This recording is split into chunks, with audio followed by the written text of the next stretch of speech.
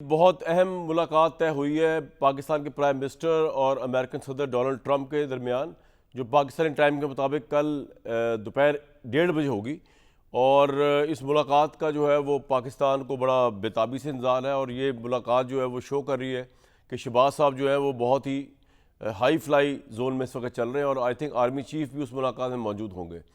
ये सारी सिचुएशन जो है जो शुरू हुई basically Saudi Pakistan defence pact से, अब उसके बाद पाकिस्तान एक बहुत ही लीडिंग रोल प्ले करता हुआ नज़र आ रहा है दुनिया के इतने बड़े इकट्ठ के अंदर, जो यूएन का वहाँ पे मेला लगा हुआ है।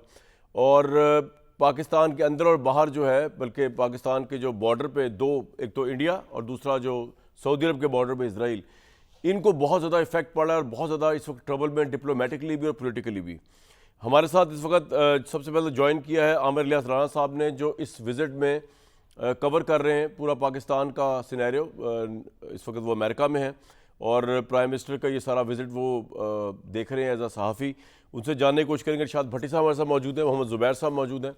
तो सबसे पहले आमिर साहब, ये जो विजुअल सामने आए हमारे डोनाल्ड ट्रंप के और शहबाज शरीफ साहब के, बड़ी फ्रैंक मुलाकात के, और उसके बाद ये जो मुलाकात अब होने लगी है डिटेल मुलाकात, किस तरह देखा जा रहा है सर इसको? हिंदुस्तान किस तरह देख रहा है, इंटरनेशनली किस तरह देखा जा रहा है इसे? शुक्रिया कामरान साहब। देखिए, इस वक्त जेएफके से प्राइम मिनिस्टर उड़ान भर रहे हैं वाशिंगटन के लिए, जब आप और हम बात कर रहे हैं। और ये वहां से पाकिस्तान एम्बेसी में ही जाएंगे, जहां फील्ड मार्शल आसिम मुनीर भी मौजूद हैं। और बाकी जो इनकी तैयारियां, तो जाहिर है, ये आपको मैं बताऊं, आपके प्रोग्राम में भी मैंने कोई 4 हफ्ते पहले 25 सितंबर की तारीख दी थी कि ये मीटिंग होनी है। फिर जी बीच में बहुत सारी उतराव चढ़ाव आते रहे, लोग बात करते रहे।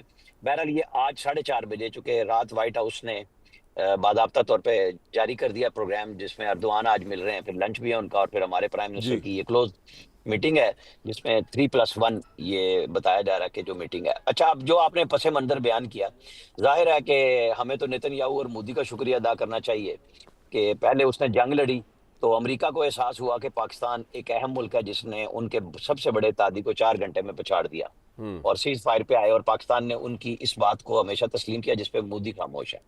फिर नेतन्याहू ने जो दोहा पे हमला किया, तो उसके नतीजे में ही परसों प्राइम मिनिस्टर की जो पहली मुलाकात थी सदर ट्रंप के साथ, जो अमीर कतर और ट्रंप दोनों होस्ट कर रहे थे। आपने देखा होगा कि हमारे यहाँ बहुत सारे लोग सिर्फ इसी बुनियाद पे चल रहे होते हैं कि आपकी बॉडी लैंग्वेज क्या है, कि ट्रंप के साथ आप कैसे मिल रहे हैं, जिसका आपने जिक्र किया कि वो फ्रैंक एक गपशप थी प्राइम मिनिस्टर की, तो इससे कॉन्फिडेंस की बात भी सामने आती है। और फिर वो जो असराना होता है सालाना, जो हर अमेरिकन प्रेसिडेंट यूएनजीए पे देता है, उसमें भी इनकी मीटिंग हुई थी।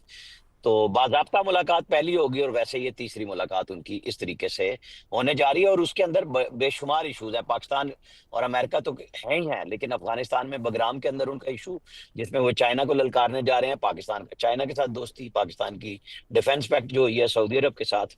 और मैं परसों ख्वाजा आसिफ से बात कर रहा था, वो यही कह रहे थे कि 2 मुल्कों का हमारा मुआहदा है, और दोनों मुल्क आपस में तय करके किसी तीसरे या चौथे मुल्क को शामिल करने का फैसला कर सकते हैं इस डिफेंस पैक्ट में। लेकिन फायदा बहरहाल पाकिस्तान को एक दुनिया के ये कैनवस पे नए बगराम अंदाज एयरबेस से जो है, आने का बगराम हुआ है। एयरबेस जिस अमेरिका वापस लेना चाहता है, लेकिन वो ऑब्वियसली अफगानिस्तान के पास है। इसके ऊपर क्या पेश रफ्त हो रही है? देखिए, हमारा तो बड़ा क्लियर है ना कि जी, आप टीटीपी के लिए हम कह चुके हैं कि आप टीटीपी के साथ खड़े हैं, तो फिर पाकिस्तान को छोड़ दें। के ताल्लुकात, वजीर आजम ने फील्ड मार्शल के साथ खड़े होकर बनू सीएमएच में कहा था कि आप टीटीपी को रख लें या पाकिस्तान के साथ ताल्लुकात को। तो अभी तक तो तालिबान की बुरी हुकूमत टीटीपी के साथ खड़ी है। तो ठीक है। फिर हमारे लिए तो वो दोस्ती वाली बात तो ना रही।